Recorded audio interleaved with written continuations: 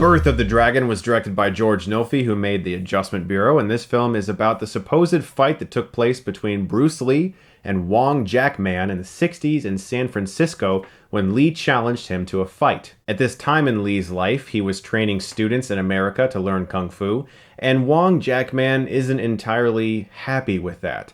He feels that Kung Fu is very much something to be protected and not shared with other cultures, and this leads to their battle. Now, I was actually kind of excited for this movie. I enjoyed The Adjustment Bureau. I thought it was a pretty good film, a lot of fun, and I am a humongous fan of Kung Fu movies. I could watch Kung Fu movies for hours on end, for days on end. In fact, I have. Police Story with Jackie Chan, the mall sequence, holy shit. Legend of the Drunken Master 2, specifically 2. The Final Fight, one of the best ever put to film. Fist of Legend.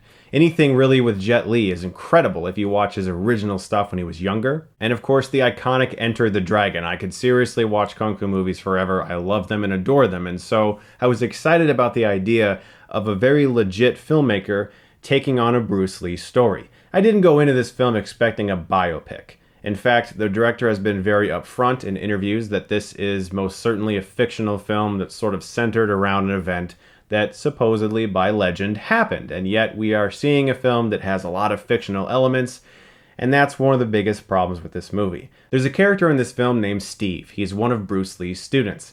And for whatever reason, they choose to focus on Steve so much that he essentially becomes the main character of this movie. Now look, there's been all kinds of accusations since this film premiered at TIFF in 2016, and supposedly, rumor has it, they re-edited the film to have less of Steve and more of Bruce Lee. But watching this film, I'm not sure what they could have cut because it still feels like there's way too much of this guy. I went to this movie to see Bruce Lee, and I left having seen some really fun action scenes. A brilliant impersonation of Bruce Lee, the actor who portrays him. It's like watching a reincarnated version of Lee. He was amazing. And the actor who portrays Wong Jackman also, I thought was phenomenal. The problem with this movie is Steve. And it's not so much the actor. I feel bad for the actor. I think anybody who is an up-and-coming actor or somebody who wanted to take a role like this would take it. They'd jump at the chance.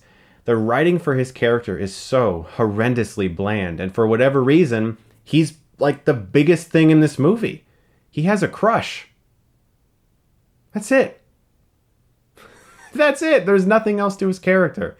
He wants to help this girl that might be sold into prostitution. And he tries to get Bruce Lee to challenge the master to a fight. Because the prostitution house will be able to make a lot of money on the bets that come in from this match. So basically every little puzzle piece that comes together for these two characters to fight is set up by this Steve guy. Now yeah, Bruce Lee does challenge him once at a tournament. But beyond that, it never would have happened in this movie anyway, if Steve wouldn't step in constantly to try to get in the way. I could not stand this character. It's a baffling choice to me that he's in this film so much when you have someone who essentially is like the reincarnated version of Bruce Lee in this movie. It was like watching, it actually kind of scratched an itch I've had for years of seeing Bruce Lee kick ass in a new movie. The action scenes are really good. They actually are quite a bit of fun. And there's a lot of wide shots, really beautiful wides, an overuse of slow-mo sometimes, though, and not quite enough movement. I would have liked to have seen more movement from the camera, like what Bill Pope did in The Matrix. Or his work in Scott Pilgrim even had quite a bit of movement and fluidity to his camera work. Here, there's a lot of stationary wides, and the actors are doing such a good job, and all of the stunts are really, really good. It's just that there wasn't quite enough movement. Still, it's entertaining whenever the Bruce Lee character or Wong Jackman are kicking ass or talking about their ideologies.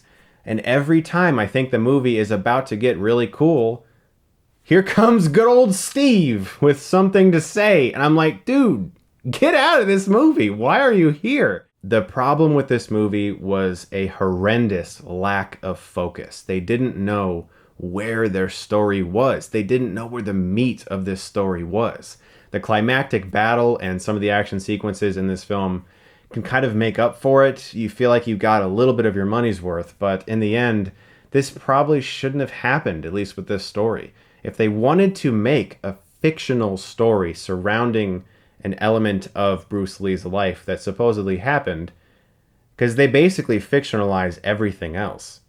if you are giving yourself that much freedom as creators, why would you have some bland student character of Lee's in the majority of this movie? If you're giving yourself that much fictional freedom to tell whatever you want to tell about Bruce Lee, my God, what a weird choice. I'm going to give Birth of the Dragon a C-.